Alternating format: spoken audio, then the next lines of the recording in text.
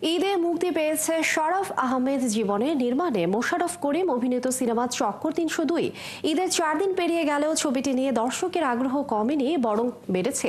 Multiplex ঘুরে এসে আরও জানাচ্ছেন আরিফ হক। মুক্তির আগে সিনেমার প্রচারে নির্মাতা শরাফ আহমেদ জীবন বলেছিলেন, চক্কর ৩০২-এর চক্করে পড়বে দর্শক। ঈদের ৪ দিন পরও যেন নির্মাতার সেই প্রত্যাশার প্রতিদান দিয়ে যাচ্ছেন দর্শক।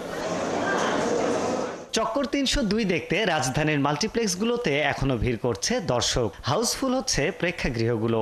সিনেমাটি নিয়ে কি বলছেন দর্শকরা? অসাধারণ,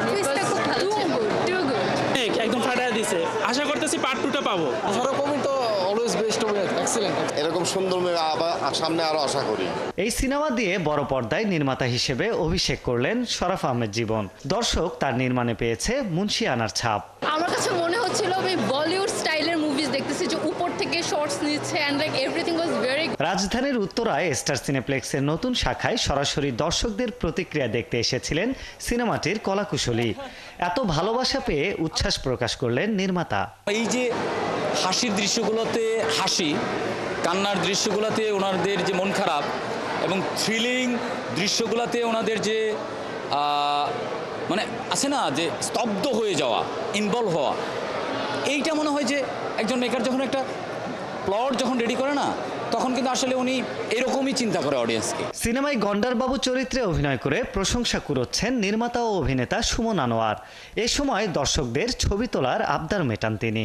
হল থেকে বের হয়ে দর্শক যখন টাচ করে আপনাকে, ওই টাচটা কিন্তু কেউ কাউকে বলে দেয় না। সে তার মনের খুশিতে এসে আপনাকে টাচ করে বলে, ভাই খুব ভালো লাগছে আপনার অভিনয়টা। এছাড়াও সেখানে উপস্থিত ছিলেন ছবিটির আরেক অভিনেতা ইন্তেখাব দিনার। চমৎকার একটি ঈদ কাটছে, কারণ এবার ঈদে এতগুলো ভালো ভালো ছবি রিলিজ পেয়েছে, মানে দর্শকদের জন্য আসলে একটা সিনেমার ঈদ হচ্ছে। শক্তিশালী গল্পের কারণে দর্শকরা আকৃষ্ট হবে। চক্কর ৩০২-এর জয়রথ চলবে, এমনটাই প্রত্যাশা চলচ্চিত্র সংশ্লিষ্টের। আরিফ হক, ৭১, ঢাকা।